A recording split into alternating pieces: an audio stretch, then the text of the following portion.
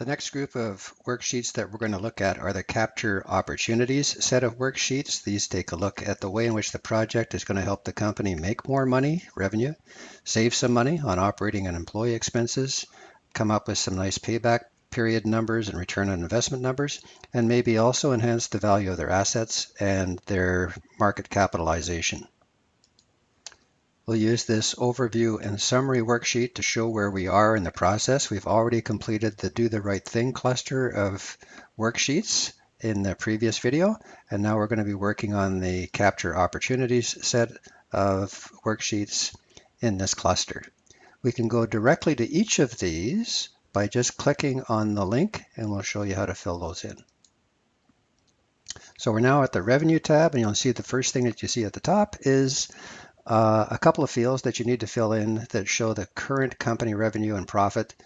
That's from company documents. There's some guidance in the comments. You can right-click on a cell and edit comment to be able to freeze the comment. Take a look at it. But more importantly, you should be looking for those numbers from people in the company that have them and working with them to complete this business case. So once you've figured out what those numbers are they from the guidance in the comments or from other folks, it might look something like this.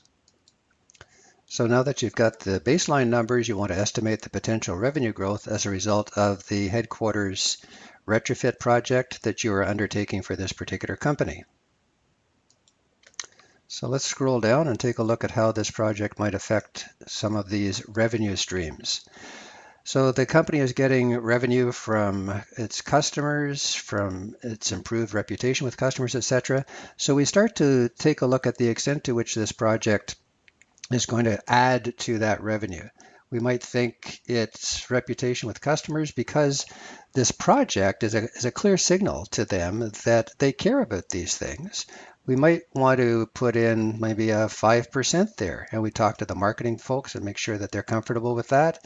And maybe there's brand and social license to operate will also generate some more revenue. So we could put in 2% there. And what you'll see is that automatically these calculations or these numbers are rippled through the next 5 years, showing the extent to which that 25 million, for example, will be captured the first year, 50%, 80%, 100%. You can change all of those percents, but this is just a starter way of showing that it might take a gradual build up for these revenue streams to get to full force. And the total revenue growth is shown there, and then it's factored down by whatever the percent profit is that the company is getting today to show what might end up as sort of a bottom line cash flow numbers there. So what you're looking at is a process that captures information at the top, baseline information, and then we show some percent changes, improvements in those, and the calculations built into the worksheet do a lot of the extrapolations for you. Then we need to do a summary of the so what of all of this and capture the highlights of the extent to which this project is going to be improving revenue. When we finish that, it might look something like this. So these are the two highlights. We pulled these numbers, the 35 million from there and the net revenue, this 2.245 million from there. And that's the summary, which is going to get copied automatically by the worksheet back into this overview and summary page. So let's just click on that, verify that it showed up there, and now we're ready to move on to the operational expense worksheet and complete that one in the same way. So we click on the link that takes us to the worksheet. And again, you can see at the top, there's some instructions here. You can put in some comments as you go along. And there's an invitation in this yellow column to put in the current company expenses for each of the line items that you see there. Some of these probably aren't going to be impacted by the project. A headquarters retrofit project isn't going to affect your shipping expenses very much, your business travel expenses very much, maybe insurance premiums. Litigation expenses, maybe not so much. So you need to be a little selective. You don't have to get all of that information, but zero in on the ones that are the most likely candidates that are going to be impacted, hopefully positively, by the project that you are proposing. And by the time you're finished, this column might look like this. So you fill in the current expense column with the most likely candidates for things that will be improved by your headquarters retrofit project. Leave the others blank. And now what you want, by the way, there are comments associated with all of these cells. So if you wanted to get some guidance on those. All of those comments pop up as you mouse over those cells. So those little red triangles are a signal. If you wanted to freeze the comment, again, right click on the cell, go down the menu to edit comment, click on that, and that freezes the comment. So you can read it, you can actually modify it, you can keep track of your own assumptions in there as well. But mostly what I really encourage you to do is take this guidance a little bit to heart, but also work with people in your organization that can give you better insight into what the possibilities might be, especially in this particular case, operations people. Now we're going to take a look at the possibility of improving, or in this case, reducing these expenses. That's the percent change column. And again, there's guidance all the way through there as to what those percents might be based on other companies' experience. So you can click on that. If you want to freeze that comment, again, click there.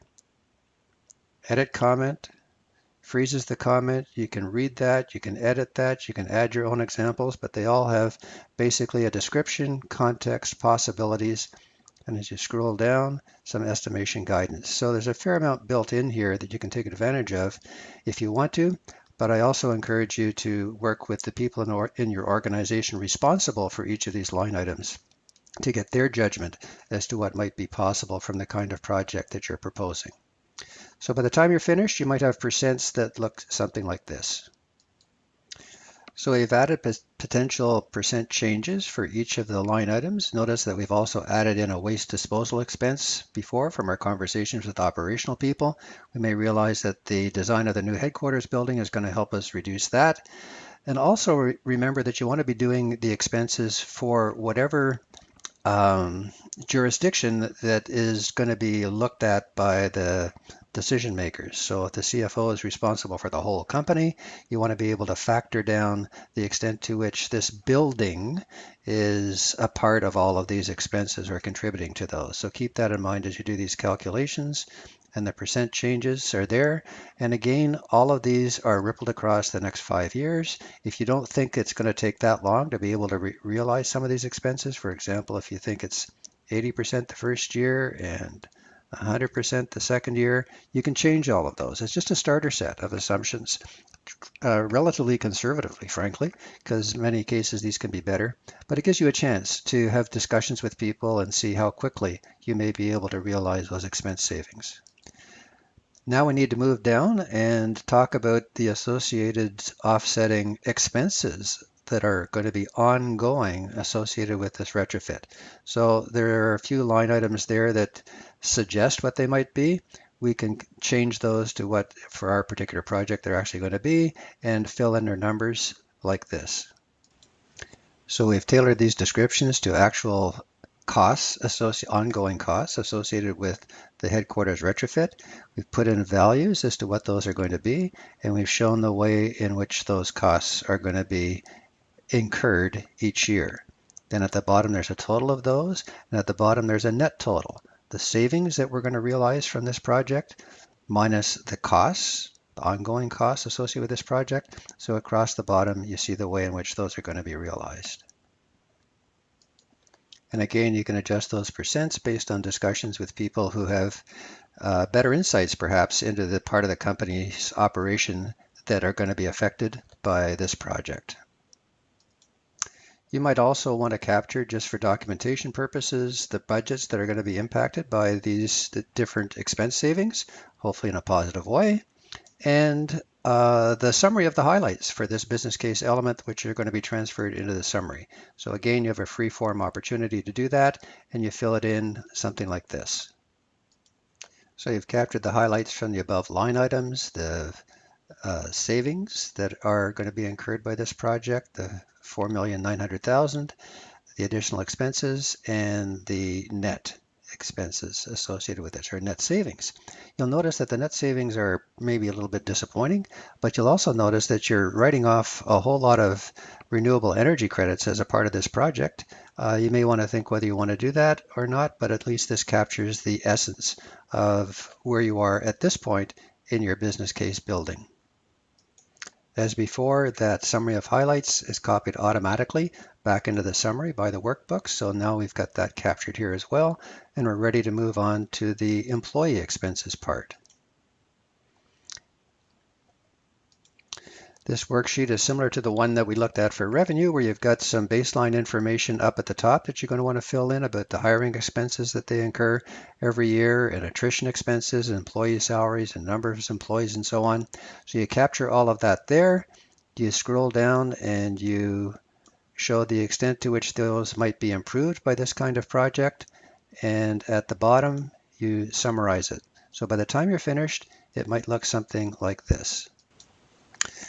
So with the help of your HR folks and the guidance that's in the comments associated with all of these cells, you filled in the current baseline company information having to do with employee expenses.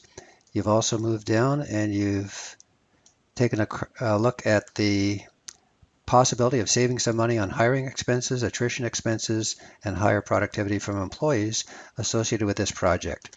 And this brings me to the sleeper part of the business case, which is the extent to which employee productivity can be significantly enhanced by company action on sustainability issues that these employees care about. So in the case of a headquarters retrofit building, green retrofit, they may decide to want to join a company that cares enough about especially climate change, that they are trying to reduce the amount of energy and carbon coming from their headquarters building. So it's like a marquee project that sends a signal out to prospective employees that this may be the kind of company they want to enjoy. And that may end up with some savings on the employee hiring costs. Companies may want to stay with the company longer than they used to. And there are several ways in which the productivity of employees can be improved by green buildings, which has been documented to death. Some of that has to do with gains from unplanned absenteeism, so more time on the job, less telecommuting, etc., and from working in green buildings, etc. So lots of documentation in the comments associated with that, and we came up with some estimates with the HR folks on what those results might be and how many employees will be affected by this particular project, ending up with some numbers there. So that's a very fast summary of the way in which this works, but I encourage you to spend a little time on this one because there could be some hidden gold in this part of the business case. And then we've summarized the highlights of the business case here, and we can see that they are now in the summary here. So we've done the employee expenses. Look at the capital costs next, and then we'll do the payback period, return on investment, etc. So let's go to the capital costs spreadsheet. You'll notice that there are no yellow cells here, so there's no baseline information. This is all new. This is the one-time expense associated with the retrofit that we're talking about. So what you have a chance to do is to put in the line items associated with what that money is going to be spent on, add it up, and then take a look at potential funding sources that you might be able to tap into for it, and summarize it as before in the little box down here, which gets transferred to the summary table in the overview and summary worksheet. So with the help of people in finance, you've been able to estimate the one-time capital expenditures associated with the project and what they're going to be for. You've taken a look at potential sources of funding that you can tap into to be able to come up with that money. And you've also produced a summary of the highlights of this particular worksheet. As before, that summary is copied into the overview and summary worksheet, and we're ready to move on to the next one, and that's the ROI worksheet. So when we get to this, notice that there are no white cells except for one, which is the discount rate that you're going to use in the net present value calculations, which could be very dependent on what finance normally uses. But all of the other numbers have come in from the worksheets that we've just completed. The revenue worksheet, the operational expense, the employee expense, and all of these calculations have been done automatically for you by the formulas that are in the worksheet, built into the worksheet. So you don't have to do these calculations. They're done for you based on the input that you put into the other worksheets. This is also a great time for you to do a reasonableness check on your numbers. So payback period of less than a year, that's wonderful, maybe too wonderful. Net present value, okay. Profit increase of almost 70% just based on this project. You may want to take another look at the numbers that are driving that, as well as the internal rate of return seems a little high, but if the finance folks agree with these and the way in which these things were done, then you should be in good shape, and you can do a summary that reflects those numbers, the highlights, and put that into this box here. And as before, it's copied into the overview and summary sheet. There's just one more sheet to finish on this one, and then we're done with the capture opportunities one. So let's go to the asset and market value one. You'll notice that there is an opportunity for us to see whether or not the value of the company's assets is going to be increased by this project. So for example, company-owned real estate, the value of the headquarters building could go up. Vehicles, equipment, and investment portfolio, probably not. So this is the one that we want to concentrate on. Is there a possibility that the market value of a publicly traded company might be increased by the fact that they've retrofitted their headquarters building? It could be a signal to the market that they care about climate change, and the market seems to be caring more about companies that are paying attention to that these days. So they may be able to get a little bit of uptick in their share price as a result of this. So you might want to allow for that. So by the time you're finished, this sheet might look like this. From conversations with your investor relations folks, you may also find that your investment portfolio, if you start to take these kinds of things into consideration when you're making the company's investments, might also be enhanced. So the learning from this project may allow you to get a better return on the investments that you're making in the market. But these numbers, of course, all need to be vetted by finance and investor relations folks. Same thing for whether the value of the company's market cap is going to be enhanced and how much. But by the time you're finished, you're going to come up with a summary, which goes back into the summary sheet. The summary also gives you a chance to do another reasonableness check. The real estate value going up by $1.5 million. That may be low. The value of the property may be considerably higher than that, so you may want to revisit that with your real estate folks. And also the company portfolio going up by that much. That's a pretty big number. So check with your your investor relations people to make sure that they're okay with that. So these little summaries give you a chance to just kind of think back and look at the so what of these particular benefits associated with the project.